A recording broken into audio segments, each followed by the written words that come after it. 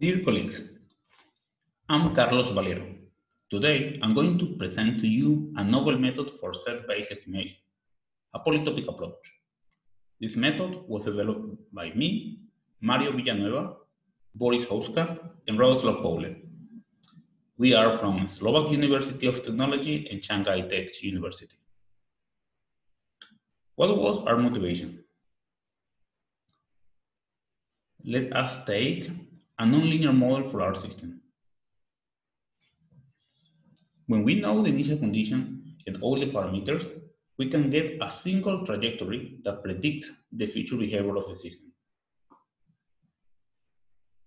But if we do not know the initial condition, our predictions become a set of trajectories. And if we even consider uncertainties, then a reachable set becomes larger. We might be lucky and have some measurement of the system. Our main goal is to find a way to intersect the reachable set with a measurement information, while guaranteeing the inclusion of all possible uncertainties, such that we enclose the true system behavior. As mentioned, the output of the system plays an important role to intersect the reachable set. In this case, without law of generality, we are assuming a linear output, recalling that on the contrary case, we can always add the nonlinearities into the dynamics and get a linear output relation. We are assuming also that the output is corrupted by a bounded noise. Then how to effectively intersect the reachable set? Many solutions to this problem have arisen. Extended Kalman filters, Lumberger observers, moving horizon estimation, set-based estimation. In this article, we choose set-based estimation with a polytopic approach. The set-based estimation can be described in few simple steps. Construction of the output set. The estimation needs to find a set consistent with the measurement output. On the right, we are going to plot this set as a box, but taking into account that it can take any geometrical form. For convenience, convex sets are shown here. Dynamic propagation. Using the dynamic of the system and the previous reachable set, in addition with the uncertainties, we compute a set of all trajectories that can be reached in the next step.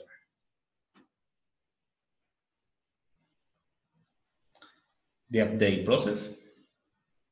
This set is based on finding the intersection between the previous set. That is going to produce our new reachable set. In order to make easier our computation, we can split our system into linear and nonlinear dependencies. When f is differentiable, we can always share the matrices A and B in the traditional way, using Taylor's order. Here we can see a simple graph how to approximate a nonlinear system through the linear and nonlinear contribution. In this picture, we see how we linearize around a trajectory and how we can estimate the following step time dynamics using the nonlinear contribution.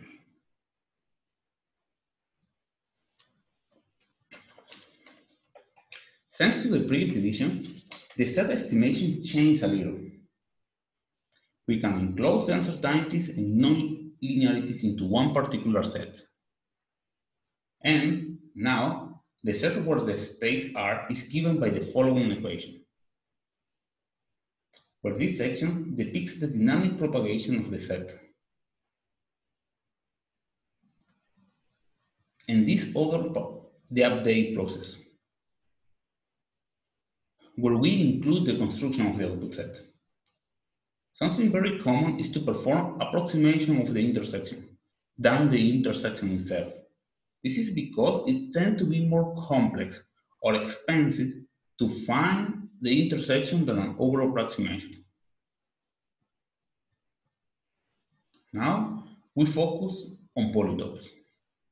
For our approach, we're using half-space representation form, which goes on this way. It's just an intersection of n half-spaces. To perform a good set-based estimation using Polytope, it's important to know the following operation. The intersection is quite simple. It's achieved by grouping the matrices. The size of the resulting polytope is the sum of the size of P1 and P2. Another important operation is the linear transformation, where a non-singular matrix S changes the size and a vector Q changes the position of the polytope. The Minkowski sum is a computational expensive operation that in general requires either vertex enumeration or projection. The operation consists of adding all the elements of the polytope 1 with all the elements of the polytope 2. In our case, using basic definition, we found this necessary condition that simplifies the operation. The facet reduction is an operation that allows getting tight over approximation. In this case, we found this necessary condition. What we're trying to get are the hyperplane that overbound the polytope.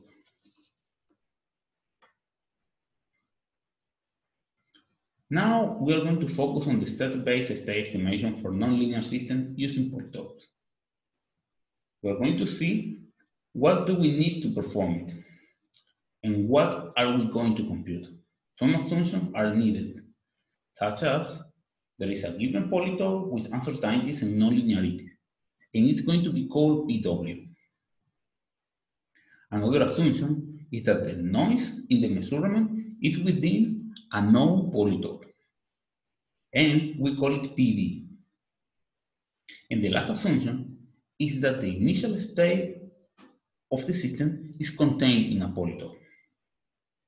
The propagation step is going to be given by this equation, where they are going to interact to form this new set. In our approach, we are going to guarantee that the resulting polytope is an over approximation of this, followed by the update state that will result in an over approximation of the intersection between the resulting polytope and the propagation step and the output polytope, where the output polytope is developed by this equation. Then we are performing this.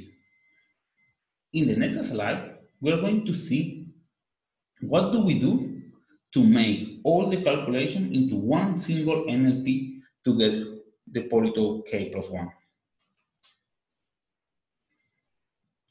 In this slide, we will see the main core of our article. This is the NLP program that performs the complete set-based state estimation. For helping us to understand this optimization, we are going to use polytope of 2 dimensions as an example. Now, let's put attention on the optimization problem. It's clear that we are minimizing L distance between A and Bj. Now, when we find Bj in the constraint, we can notice that Bj is inside of the equality constraint, and it depicts the hyperplanes that support the polytope. When we analyze what is A, we notice that A is any point of the element of the polytope P. Therefore, we are trying to minimize the distance between all the hyperplanes of the polytope. I mean, we are finding a center. We already know how the minimization works, but we do not know how G and H are. These matrices are determined by the following conditions. but I know that they look a little complex, but they are not. If we put attention on these two matrices, we can see that they correspond to a linear transformation. And the mean Houska sum is given by these three sections. In the same sense, the intersection is given by this. And finally, the fastest reduction is determined by this matrix. Next slide will show the case of a study as a plant. We use a double integrator with one output. With a simple constraint, the control input is between -1 and 1, and the states are stored by uncertainties that are enclosed in this polytope. The initial conditions are given in this way. The output of the system is corrupted by a bounded noise. We are tracking the reference using a classical QR with these parameters. Finally, it's important to mention that it's quite challenging to find reachable sets for the addition of big uncertainties, and the output only provides information about one state. The first thing that we see here is that the method proposed reduces the feasible set. Obviously, it is able to reduce x1 because it is the output. In some time steps, the algorithm finds larger approximation than usual. However, the result is still consistent and valid. In each time step, the corresponding polytope contains the state of the system. That is the main core of the method.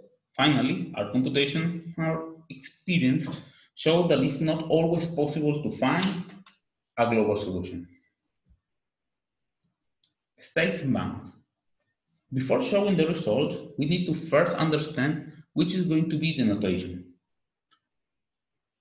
For each polytope, we define the bound for x1, upper and lower bound, and the bound for x2, upper and lower, with black color.